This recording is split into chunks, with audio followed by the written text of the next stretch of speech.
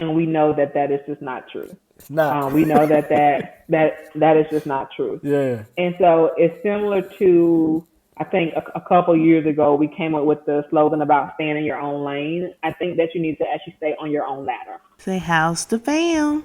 Alpha. What's going on, good people? Welcome back to How's the Fam. I am Tyler. I'm joined by an incredible friend. Low key, a friend that I've had, I should have had it in college, but it's okay because she is my friend now. Ever since I've been here in Texas, she's been right there. You guys, the beautiful Amy Johnson. Amy, how's it How you going? doing? It's going good. How about yourself? How are you doing today? Man, I am low key tired. Like, I don't know why I agreed to do this. I should have been like, yo, I'm gonna start interviewing people. We're gonna do every other week. All right, cool. But now I was like, yeah, 25. That sounds like a good idea. And you know what sounds better? 25 and 25 days. But nah, man, it's all good, man. It's all good. Remember, we just talked about that we were not spring chickens anymore. You know, the things that we did when we were 21, we're now in our ish years. It's not happening. It's a wrap, man. Like I hit 30 and I was like, I still feel like I'm 20 something. And then like a couple months later, I was like, you know what? I'm not. And it's okay. Yes, it's okay. It Yeah, is it's okay. definitely okay. All right. We have a couple segments. Today we're going to be talking about the corporate ladder. We're going to be talking about moving and stretching ourselves in different areas. But before we get into all that, we have two segments that we have to get through. The first is Who's Your Friend? And the second is Just Checking In. So, Who's Your Friend is a segment just born out of the simple fact that you can't just bring anybody around your family and act like you can't introduce them. So, I I'm gonna let Amy introduce herself instead of me introducing her, and we're just gonna get to know Amy just a little bit, okay? Amy, tell us a little bit about yourself. Well, hi everyone, and I hope that you all have had a great day. I am Amy Johnson. I married a Johnson, so I have always been Amy Johnson. There's no dash, no hash. It's just Amy Johnson. Fun fact. From yes. So I didn't have to do any other paperwork. Yeah, you had I it good. just showed up to the wedding, and that was it. Like that was the end of it. So the perfect little segue there. But I am from a small town in Louisiana, Monroe. I am closer to Grambling State University, but I chose to cross the line and go over to Mississippi, and I attended Jackson State University. What happened to my pom pom? I don't know what my girl did with Yes. my pom pom. But yeah, JSU in the building. Yes, yes, I am definitely. I feel like I bleed blue. Yes. So, Jackson State University, class of 2012. Majored in psychology. Had a secondary major, which was in education, but my focus was in psychology. So definitely, I take that as the heart of me and who I am and what has shaped me to be who I am today. I have many siblings. I can't even give you the number. Just know that I have many siblings. So I have a friend. He's like, yo, man, I got kids. I got a lot of kids. Man, I got kids. I was just like, how many kids you got? He's like, man, just know I got kids, brother. I was like, good night. yes, I have siblings, and I feel that we are all close. So family is another thing that just is a part of me. Yeah. I, for one, really value family. So yes, I truly do value family, and I think when you think about who I am to you and your family, I think that's kind of how we relate to each other, not just as friends, but more so as family. So Yeah, yes, 100%, 100%. Like it's rare to find people our age that are married and both married and happy. yes, And as yes. often as it happens, like when I go back and I talk to like some of my friends from the past and stuff like that, they just be like, "Yo, man, like what you guys have, like it ain't too many people like that. Like some people can fake the funk, but like you can tell like y'all got something real, and I know y'all have something real, right? So Yes, it's fun. I mean, it is both of us, and I'm pretty sure in another segment on another day you're gonna have my dear friend Brandon come and actually speak to the fam. hopefully so. Yes, he's gonna come. I'm coming to speak to the fam, but we have similar backgrounds. Both of us, even though family is a big part of us, we did not have that growing up as mom and dad in the household. So Mm. yes, so it kind of helps us to kind of shape the environment that we wanted to see when we were growing up. So Got you. Got you. Um, Thank you. Thank you for sharing. We have a segment called Just Checking In. Just checking in is exactly what it sounds like. It's like, when the people come by, they be like, just checking in, want to know how you doing, right? No, want to know how your day was, all right? Now, Amy, I'm gonna let you rest a little bit. I would say a just checking in story. I'll let you think of one. My just checking in story is actually my windshield. I I got a crack in my windshield, yeah. uh, And it breaks my heart because, like, if I had known it was there when it happened, I would have put the stuff on there to prevent it from like spreading. But I hopped in the yes, car this morning. You turn the defrost on, you hop in. I'm driving, and I see like a little sparkle. I was just like, "What is that?" And then, like, I promise you, I dropped my firstborn off at her school, and like if this is my windshield, it was like right here, which is already super super far. But by the time yes, I dropped the other one off, it was just like 10 minutes. That sucker was like in the middle, and by the time I got to work, I just stopped looking at it. I was just like, "Hey, this is heartbreaking." Okay, I don't need this negativity in my life. This Honda Civic been in my life forever. That windshield has like 8 cracks in it, and I fixed all of them, and one crack got away. And yeah, that's my just checking in story, man. It's heartbreaking, right before I'm about to buy a new car, or not a new to me car. But yeah, man, that's rough. It made me want to keep my Civic so I can take care of it a little longer. But it is I what it think you is, need to. You probably need to figure out why you keep getting all these cracks in your windshield if this is number man. 8. Because I getting a new car with a broken windshield, I don't know about that. Well, this is the Civic, and I've had the Civic forever, ever. Like the Yeah. Civic pushing 200. But the problem with the Civic is the car is only worth, like, I think the dude said, well, not the dude. KBB says my car is worth right around like 5 to 7K. All right. Now Got it. my AC went out, and for some reason it's a hybrid car, and for some reason the clutch coil is connected. Like, I'm over here sounding like an old guy. The clutch coil Yes. connected to the rate is connected to, right. Well, regardless, this is a $4,000 part, right? And it's not like you can just go to the junkyard and find you a Honda Civic. Yep. You can't do it. I haven't tried like multiple times. It's a $4,000 part. I'm just like, that's without labor and all that other stuff. And I'm just like, this car, do I want to spend 4K into my 5K car, or do I want to sell the Yep. car and take the 4K and just get something, like, just get a 10K car? I don't know. I think I'm just gonna get the 10K car. But That's what it's sounding like. Because yeah. once they go under the hood, they're gonna find something else, and you're gonna walk out with a 10K bill when you could have just And did what you. that's the part. All like our kinfolk would be like, "Hey, man, a Honda Civic is gonna get you to two. It's gonna get you to 300." It's like what they forget is the Honda Civic got to go in and out the shop like 30, 40 times. Ain't nobody got time for all that. But that's my just checking in story. What you got? So I don't even have anything that's that drastic. Like you just went like from like here to here. Like that's like. But I can tell you just from work, I was off. I think it was a week and a half for Thanksgiving. So I took off. Yes, Ooh, yes, what? I was off a week and Oh a half. man. And when I came back on Monday, I promise you, it felt like I had been off a month because every day this week I have, I have literally been. It is most likely unhealthy, but I have been eating at my desk and having to kind of figure life out because I've had a meeting seeming like every hour on the hour for Mm. 8 hours every day. So Ooh. so that has been my week, but I can tell you that I am in glory days because I have 1 week left before I am off for the remainder of the Another year. year. So I can Ooh. push through this. I can I Don't can you push change your through this. password before you leave. So I just changed it because I forgot to change it before I left. You gonna So have I one of couldn't them get works. in.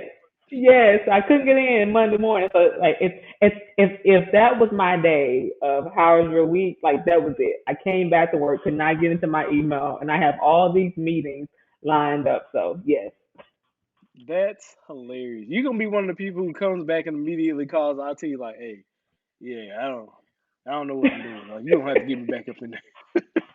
That's awesome, awesome. A whole week off and then 2 weeks on, and then like the rest of the year off. That's a pretty Yes, good deal. yes, And that has been just checking in. All right. Amy, before we get into the meat and potatoes of everything, we actually have a sponsor for the podcast. And that sponsor is Pray, Plan, Execute. Pray, Plan, Execute is a faith-based apparel brand, okay? It's also an athleisure brand. I'm wearing it right now. The one that says God's son. Amy, they actually have one that says God's daughter too. And it comes with these dope shorts that say God's daughter. I recommend you check it out. You're gonna love it.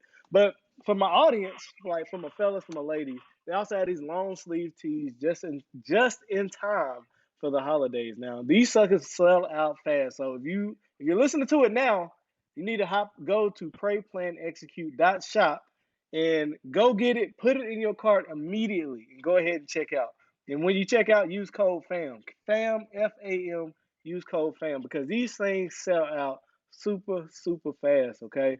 Again, go to prayplanexecute.shop and then use code FAM and check out. That is FAM. And low key, like, let me be a blessing to you, all right? You're going to see that discount. You're going to be extremely happy. Pray, plan, execute. Remember, wear your faith. And remember, this is more than a brand, it's a lifestyle, okay? Um, Amy, let's get into the meat and potatoes of this. let's Oh, man. get it. All Let's right. get it. When I asked you, I was like, "Yo, man," we had a little convo. I was like, "Yo, man, what do you want to talk about?" I was like, "What is one of the things you felt like you've overcome in life?" The first thing you mentioned was like moving to a new state and not really having any close family, like literally like standing on your own 2 feet. So, what were your expectations when you decided like this is what we're gonna do, and what were your expectations versus what was the reality? So if I can just even just back up from moving from Texas. So Okay. as I mentioned, I'm from a small town in Louisiana, closer to Grambling State University. I crossed over the water 2 hours, 2.5 hours just about. Hmm. And so that was my first leap of faith, right? So I was leaving home, leaving what was familiar to me and actually stepping out. And even though it was only 2.5 hours, let's just say that I never went home. So yes, I never went home. So for me, that was God's plan on what He Mm, saw forth for me to where I am now. And I have always just been one to, if you said in college, hey, I'm going home and I live here, I was hopping in the car. Can I go? And mm, so I've always been that way, even as a child. Like that's how I got a chance to actually explore the U.S. okay. The United States was if my friends were taking vacations or my classmates, and I would say, well, ask your mama, can I go? And if their parents said yes, I was gone. He's on there. So that's how I see things. But so the first step was going from Louisiana to Mississippi, and then when Hmm. I finished Jackson State in 2012, I moved, packed up my life, and I went to Palm Beach, Florida. So again, I am leaving everything that I know, and I am packing up, and I'm going to Palm Beach, Florida. I know Wow. nobody in Palm Beach, Florida. I knew nobody, so I met my manager at a program that I had did over the summer after graduating from Jackson State. She was Hmm. the only person that I knew, and the cool thing was that she helped me find apartments that was like right in front of her house. Oh, So that's we so were cool. so that was like the closest thing. But with that, I was able to make lifelong friends. So my then neighbor, is one of my closest friends, and someone that I actually work with is one of my closest friends. But I moved to Palm Beach without knowing anybody. So okay, here I am. It's 2014. Brandon and I we get married. He's like, okay, I got a job in Texas. We're moving to Texas. Okay, so then I uproot, leave Palm Beach, Florida, move to Texas. Hmm. Who do we know? Like, so the cool thing was that Brandon had met someone at his job who we consider now our church mom, and he No actually kidding. began attending church. So Okay. that was like our first bridge of finding, family and things like that. Okay, we now have a church home, and then also as I want to bring it back to Jackson State, we joined the alumni chapter. Brandon was Yes, you always a did. member of the alumni chapter. So boom, there we go. oh, you guys live close to us. We know you. That and so it began those types of networking, and then um, I was a remote employee, so I didn't have that corporate connection, that corporate networking that Brandon did because Brandon was actually in an office. So then it became a thing of your community. So making friends that live close to you, getting to know your neighbors. And so when I think about the expectations, I'm going to truly say that I had to allow God to do that because Mm. as I mentioned, as a child, I was always one that just jumped out, didn't know if it was going to be a yes or a no. I left Louisiana, going to Mississippi, went from Mississippi, went to Palm Beach, Florida, left Palm Beach, Florida, went to, came to Texas. Here I am in Texas. And I think that we have a good, close knit family here. But for me, it's always been just whatever God has allowed to happen. So, That's incredible. It seems like a recurring theme of what you were talking about is these leaps of faith. How have yes. what has happened in your life that makes you so comfortable making these leaps of faith? Is that God has just never let me down, and so I don't have a reason not to trust Him. So Brandon and I, we always talk about, if we have to move to another state, if our job takes us to another location, what would we do? And for me, it's just we're just gonna go. Like we have never been let down with God. I mean, we are closer to you all now than we were when we lived in Mesquite, and the beat hasn't Yeah, stopped. So, I mean, he's always just making a way for us to ensure that we do have that family connection and that we do have the fellowship connection there. So, for me, that's just it. that's incredible. Um, One of the things I just have to ask you about is what was your plan if it's weird to ask this now, but what was your plan if things didn't pan out the way that you wanted them to? What was your like plan B, if you will? So, I didn't have a plan B from Louisiana to Mississippi because I knew that I was going to Jackson State. Okay. So that was that. Like I was not going back home. I don't care what else fails. So that wasn't it. I was not going back home, but I had to think about when I moved to Palm Beach. I'm not going to Okay. say so. Yes, I trusted in God, but again, I was think it was maybe 22 hours by car because nobody in my family flies, so everybody drives. So it was 22 hours by car in distance for Jeez. me to get from Monroe to Palm Beach. So That sounds like a long time. just thinking about that, and of course, they don't drive the speed limit, so it probably would have been shorter. And you have to stop to see and sightsee and take pictures and stuff. So, but it took them 22 hours, I know, to actually come to me. So, but yeah, who knows what the actual time is? But Yeah. for me, it was I was going to do everything that so that I didn't fail. Hmm. So that was that in Florida, and then when I moved to Texas, I had a husband. So it's like, okay, if things Got a built-in companion right here. yes, yes. So, God, you take care of him so that he can take care of me type of deal. But I Yeah. mean, it just if things didn't pan out, we were gonna just trust in God that they would pan out. I don't think we actually considered if things didn't work out. We just knew that they would work out. But let's just say That sounds like me. if they would not have worked out, we have enough not the hood mentality, but I'm gonna go with the hood mentality that we were gonna survive regardless. Yeah. We were gonna find a way to actually make it work. There you go. Like when you said that, the first thing is like, hey, it's like plan A. Plan B is to make sure plan A works. Yes. I was like, there you go, Amy. Yes. One of the things you talked about previously was like how you use your network how you created a network when you got to these new places. Do you have any recommendations for people who are maybe not as well versed in creating networks? Do you have any advice in how to create a network and then how to maintain the network that you've created? So creating network. So in my previous line of business of work that I had, I was focusing on career development, learning and performance. in that space. And one of the things we always looked at your personality type when we were Mm. thinking about how do we reach our audience. And so, yes, from a professional educational stance, I do believe in your personality types. But I believe that when we think about personality types, whether you are an introvert or an extrovert, you have to find what's comfortable for you. We are in a pandemic, outside of a pandemic, joining a pandemic, however you choose to actually look at the way the state of the world today. Sure. But a lot of people now have to battle and deal and experience anxiety. And Yes. anxiety doesn't come with a personality type. So when we think about building your network, it's about building in your comfort zone and what you are okay with.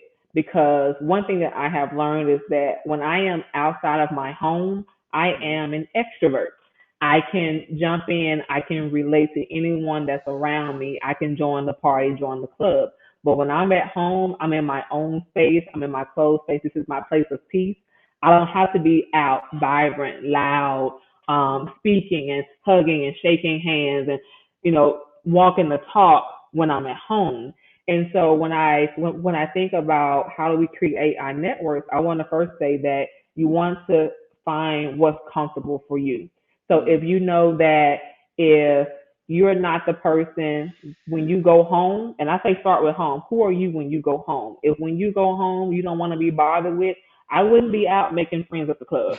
I wouldn't be out I wouldn't be out making those connections in party locations because Yeah. those individuals, most likely, that's going to be their take. They're going to want to go out and socialize and party and all this right here. And you put up that front for that one time just because you were invited, but that's not really who Who you you are. are. Yeah. And so, and That's I good. think that's kind of how we get burned out on friendships, if we want to just bring that about, is that we presented one thing to people who we really weren't. And those Hmm. people are expecting that from us. Our friends are expecting that from us that we can't give all the time. Of course, you have possibly off days, but who you present is who people expect you to be all the time. Hmm. And so let's just say if you know that every Sunday you're going to go to church at 12 noon, then you may want to make some friends at the noon service because you can expect that you're going to be there every Sunday at noon. You're going to see these same people. This may begin to be your circle. Yeah. Same thing at work. If you're working in a on-site environment, if that's your take, and then so you may want to make those friends at work. So you just have to figure out and what's comfortable for you. Maintaining. I think that one, we need to set expectations. We don't set expectations and boundaries when it comes to our relationships outside of our households. And for us, people can pop up at any time in our house if you have our address, which means that you know us because you have our address. So we're So gonna let me keep just our put that addresses off shameless, the internet. So yes. Let me add that shameless plug there. But we have we have always been, the open door couple. People can stop by, at any time. People can, come and stay with us if they need to. Mhm. No problem. But that's something. But that's an expectation that people are aware of that we have on the table. So if you need us, we are there for you. The same thing with friendships. I think that you need to set boundaries and expectations within your friendships. When you have that, you kind of build the set for maintaining your friendships because you know what to expect from your friendships. You've already laid out that groundwork. I have two close friends that I made in elementary, one in pre-K, one I think it was in the fourth grade. And our expectations is not to talk every day. If we Yeah, hear from each other once a month, we're good. it's perfect. we Yeah. we we are okay. We are in three different states, well, two different states now, two different states. And when we see each other, we just pick back up. But we don't have the expectation that every day by 5 o'clock we need to hear from each other or we're not friends anymore. And so that's kind of, just an example. But as far as maintaining friends, again, when you do life together, you know each other. So hey, look, it's been 2 weeks since I heard from Tyler and Keisha. Let me check on them because that's not Hmm. normal. Yeah. That's not that's not something that's normal. Let me check on them, make sure they're okay. Oh, okay, something's going on with your windshield. Why didn't you say nothing? So those kind of conversations can actually come about. So when I think about building networks, that's what you want to look at, whether it is professionally or personally. You want to make sure that it's something within your comfort zone. And then another, they say, have a small circle, or your circle should be small, or if it's professional, how big your network should be. But again, I think it's based on your comfort zone. I mean, there are a lot of books out there, and I do encourage you to read them. But there are a lot of books out there that gives, tips and all this. Don't feel that that has to be your life. Yeah. You have to figure out, okay, what do I want for myself? And then you go out and you find that self-help book. If you're going to go to a book, you find that book that actually helps you to reach whatever goal you're trying to reach when we think about networking. Yeah, that's good, man. One of the things you mentioned a little earlier on was burning those bridges with your friends, or something along the lines of that was the words that you used. How do you know when a friendship has run its course? 'Cause, I mean, we're adults; it happens. But how do you know when a friendship has run its course? One of the things that we don't do, and I'm not gonna categorize us as a generation, but I think one of the things that we don't do is have conversation and communicate. And so I think that we wouldn't have to figure these things out if we would just do those two things: Mm, communicate and have conversation. And yes, there needs to be some type of understanding, because I can talk to you all day, but if you're not comprehending what I'm saying to you, then it's kind of pointless. And yeah, so, but as I think about the way that we do things, many of us do things within our generation, is that you have to figure it out. Oh, yeah, she had a party and she didn't invite me. Maybe we're not cool. Oh, they did this. Maybe we're not cool. And so, yeah, but the signs are going to always be there, because yeah. it goes back to that expectation.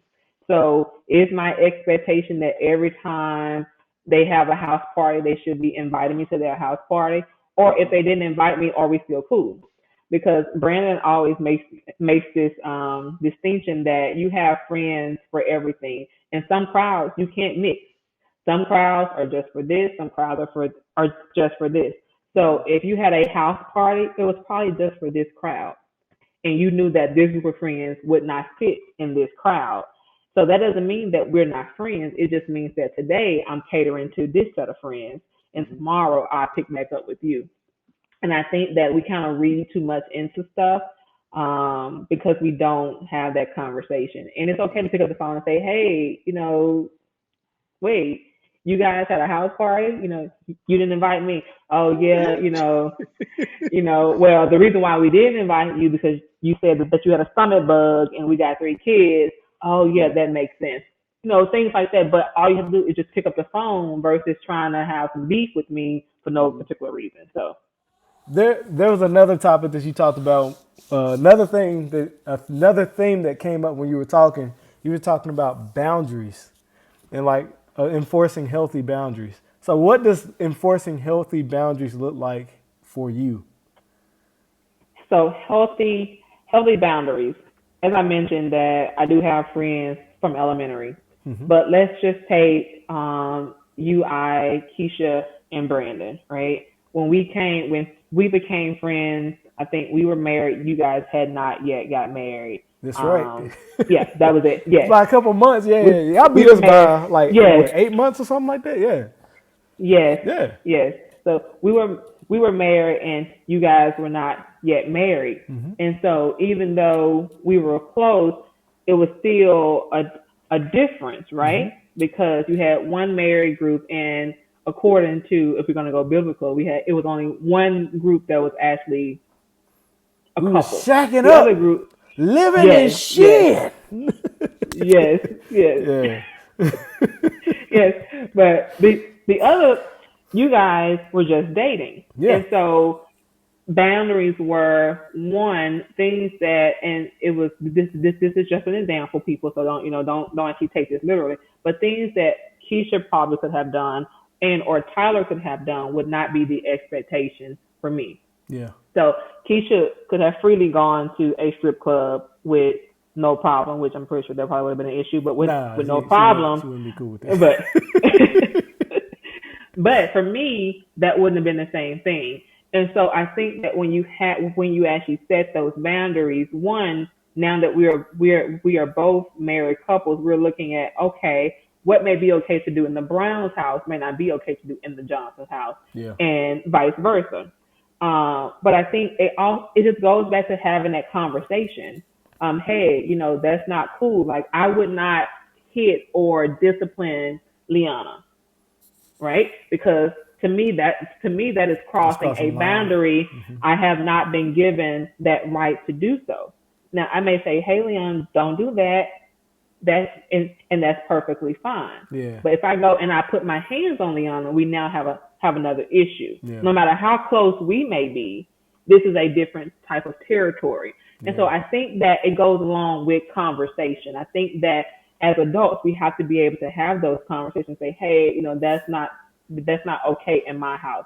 Yes, I understand that we used to party back in 1999, but now in 2021, Yeah. that's not the case. Yeah. So That's what's up.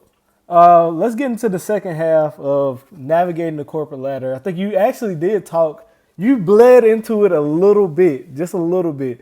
But I like to ask about the common misconceptions people have. So, what are some of the common misconceptions people have about climbing the corporate ladder? So everybody has their own ladder. So the misconception is that we're going to all make it to the top, and we know that that is just not true. It's not. We know that is just not true. Yeah. And so it's similar to, I think a couple years ago we came up with the slogan about staying in your own lane. I think that you need to actually stay on your own ladder. And Ooh, come on. Say it and again. and with and with that you can actually reach whatever goal you're trying to reach because you're not in someone else's ladder. Too often we're being competitive and we are comparing, well, this happened to this person, why is it not happening for me? But you're looking at someone else's life, someone else's plan that God has established for their life, and not the plan that God has for you. Now it doesn't mean that you're not going to reach it. It doesn't mean that your timing is not going to come. It just may not come when their time comes. So if we think about the misconception of just the corporate ladder, I just think that everyone just needs their own ladder. You need to be able to have your own ladder. Go to Lowe's, go to Home Depot, get your own ladder, and that's where, and that's what you climb. And if you fall down, then you know how high to go before you fall because you're stepping on your own ladder. You know that how to set it up. It's going to be sturdy. So, I mean, it's all about just finding that ladder that fits you. That's incredible. That actually revealed like how much you really know about this topic. Like, I work in corporate America and stuff like that. But I'm gonna be honest with you. While I'm good at my job, I'm not good at navigating that space like that. You know. So what does it look like for someone? What does it look like to navigate the corporate ladder effectively? This probably was maybe my senior year in high school, and or my junior year, and I was asked to write about my 5 year plan, my 5 year goals. Mm-hmm. And so 5 years from my senior year, I think I was maybe 1 year working in corporate America. And it did not look like what I had written down 5 years ago. I'm just going to say that. Good or I am bad? in the middle. So there Okay. wasn't a Okay. good, there wasn't a bad. I think that senior year in high school, Amy was on Amy's plan. Mm-hmm. 1 year corporate America was navigating more to what God had planned for me. Uh, Um, and so I think I mentioned about what I was going to school to major in, and the line of work that I'm in, they do not kind of coincide with each other. that's fair. But if you think about how do you actually one find your ladder, it's about talking to yourself. Mm-hmm. So what does Amy want to do? And when I'm having conversations with senior leaders, either within my organization or outside of my organization, I always start with where I want to retire. When I retire, this is where I want to be. Nice. And I start with retirement because I know that if the Lord allows me to make it to that age, I'm retiring. Like that's it. So that's one thing. Like, not another day, not another hour, not another minute. It is a wrap. I know that I am going to retire. That is the only thing that I can count on. I Okay. can't count on what the market's going to do. I can't count on what my company's going to do. But what I can count on is that the Lord allows me to see that particular age, and that is still the age that you can retire at. I am going to retire. And so at retirement, where do I want to be? What job title or what job function or what do I want to be doing in my career Mm-hmm. when I retire? I can then work my way back to where I am now. So what skill sets do I need to get? What networks do I need to have to get to this retirement? Of course, as I talked about my own ladder, if you go out on LinkedIn and you look at people who have this job title that you want to be at when you retire, you're going to notice that most of them, probably all of them, have different career paths. Yeah. No one actually made it to this job title with the same career path. Yeah. And so I know that what I'm doing now is going to help me get to where I'm trying to go. I need to learn this line of business. I need to learn this skill set so that at retirement, this is where I can be. And so as a piece of advice, I would say is to think about where do you want to be when you retire. And I know one thing that the pandemic brought out was a lot of entrepreneurship. People want to Indeed. be in business for themselves. And so if you want to be in business for yourself, if you want to own and operate your own business, then at retirement, if this is where you want to be and you're still working in corporate America, what skill set, what skills, what tools, what resources can you take from where you are now that will help you to be this billionaire that you plan to be at retirement? Whew. You know, it's funny. There's a video circulating on Instagram that said almost exactly that. They were like, "Yo, what advice would you give your younger self?" The dude was like, "You got to work backwards." And Yep. like that is that's exactly what you're talking about. It's like, yo, you gotta low key come up with the goal and work your way back to where you actually are. That way you can work your way forward. Yep. Brilliant, brilliant, brilliant. So, what advice do you have for anyone actually trying to operate in corporate America or the corporate world? Because we live in a global economy now. Yes. It is. That it is. What advice would I give? If you have any questions, please feel free to reach out to me via email. I will respond to you or social media. what I what will email do respond to you you. want me to put on the screen? Amy Johnson Mhm. 75 at yahoo.com. One more time. Amy Johnson 75 at yahoo.com. And what social media handle do you want me to put on the screen? Let's do Instagram. Okay. And it is my first name spelled backwards, so it's Ema. And 2012, which is the year that I finished at Jackson State, have to include that in there. So YMA Yes, 2012 at YMA 2012 on Instagram. I will yes, put that on yes. the screen for the people on YouTube. And for the people listening, you can either come to YouTube or I will link it in the show notes. Okay. Um, and my last question on corporate America is, hi, how has COVID changed the corporate landscape? I think I mentioned this before that I have always been a virtual employee with my previous company. So I'm going on 8 years of being a virtual So employee. this ain't new to you. So yeah, so this is definitely not new to me. But what is new is the acceptance in a corporate setting. One of the cool things that I definitely appreciate is that now if the dog barks, it's okay. That now if the baby cries, it's okay. That now if you are trying to eat and you're on camera, it's okay. To whereas before this pandemic, those will be things that will be looked down upon or people would turn their nose up or have some snarky comments about you, especially especially for women in the workplace, as I believe how you're going to bring me back to actually talk about that. But I think that this has allowed for women to do more of bringing their whole self to work. Mm. To whereas we're not having to cover and put on a face or put on a hair piece to fit into that type of environment.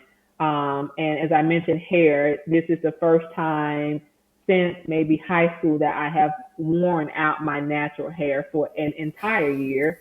I am now locked and loaded. So yes. So, but this pandemic has definitely allowed me to do that because I was one that every 2 weeks it was a wig, a sew in, a braid. It was something because I was presenting and being in front of senior leaders and executives and who wants their hair to be all frizzy, during the presentation. And now it's just like, okay, this is me, this is who I am. And so that is definitely one way that it has changed. The other thing that has changed is now the value.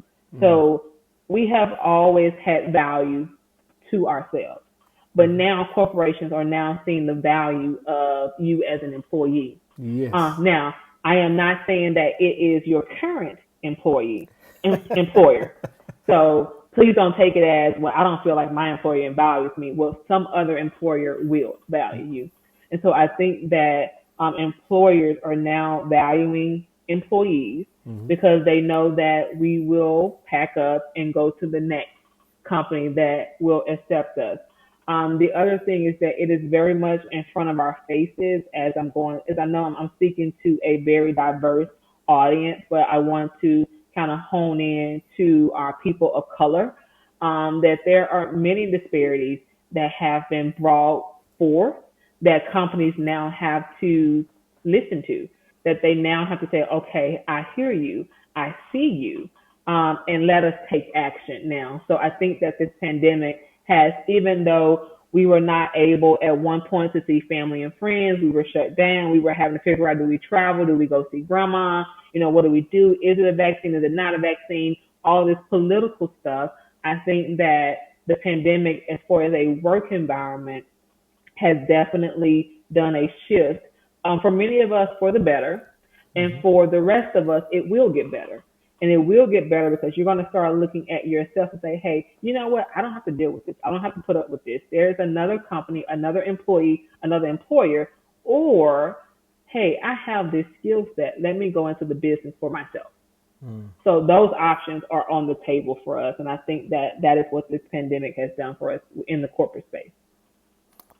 Brilliant. Amy, this has been incredible. All right. You have been a blessing to me, and I know you've been a blessing to this audience, okay? So thank you for taking time out of your day. Yeah, we like to end the show. Amy, we like to end the show with a segment called Words of Encouragement. That is where we give some words of encouragement for the audience until the next time they come back. I will go first. I'm going to let you think of something to bless the audience with. I'm going to do a little bit of housekeeping. I'm going to give mine, and then I'm going to let you give yours, and then the show is over, okay? Y'all, thank y'all for making it this far into the show. If you made it this far, make sure you give us a like, leave a review, subscribe to the YouTube channel also, man. What are y'all waiting for? Subscribe and share this video with somebody who needs it, because there has been too many things said that can change somebody's life. So don't hog this information. Actually share it with somebody who can use it. And y'all, thank y'all. Check out our sponsor, Pray, Plan, Execute. Again, go to prayplanexecute.shop and use code FAM so you can look fly on your virtual meetings, right? Who doesn't want a shirt that says God's son? Who doesn't want a shirt that says God's daughter? And, Pray, Plan, Execute. Again, it's more than a brand. It's a lifestyle. So wear your faith. And my true words of encouragement are, you need the environment, right? Your environment is what makes you either flourish or it's what makes you suffer, okay? Some of you guys are the smartest person in your environment. And that's a sad thing, because what's happened is your environment has become a cage and it's locking you from preventing you it's preventing you from reaching your greatness, okay? So what you got to do is you actually got to find a group of people who are leveling up. Somebody you can grow with, somebody who will push you to do more, someone who's going to hold you accountable. What I'm talking about is a tribe, a genuine tribe that you can do life with. And as you transition and go through these different transitions of life, they will be there by your side. And like Amy said, all friendships have a shelf life, and that's okay. But while that may be true, that doesn't mean the friendship itself wasn't worth having in the first place. Okay, so let's make sure we go out there. Let's make sure we build the environment necessary for our success. Let's make sure we go out there and we build the environment that's necessary for us to fulfill our purpose. And that way we can make sure God's kingdom is that much stronger. Okay, Amy, what are your words of encouragement for the people? My first word of encouragement is to trust in God. We can do nothing without him. I wouldn't be sitting here. I wouldn't have the experiences and the stories that she shared with you if it was not for him. So I would say first is to trust in God. Don't write your plan without taking a look to see what God has in store for you. Come So on. too often we are writing our plans out and we're not even considering what God has had planned for our lives. So that's the first thing. The second thing is to believe in yourself. No one is going to believe in you the way that you believe in you. So believe in yourself. If there is something that you know that you can do, step out. You've already put that trust in God. So now that you have that trust in God, you're now lining up your trust in God with your faith, and you only need just a little tiny little seed of faith to actually, just a little bit of faith. There you are. You only need just a little bit of faith, but believe in yourself. And the third thing is we talk about community, as we talk about environment, as we talk about networking. You want to have something for the future. There are generations that are coming, and we're not going to always be here. So what you're setting yourself up for today is for those that are to come. So just think about that. What legacy am I leaving behind for my children, for my grandchildren, for their grandchildren, for my neighbor's kids, if the Lord so sees fit for that to be. So just think about what actions can I take today that will set up a great future for tomorrow. That is beautiful. Amy, thank you again. And y'all, fam's all good over here. Y'all be blessed.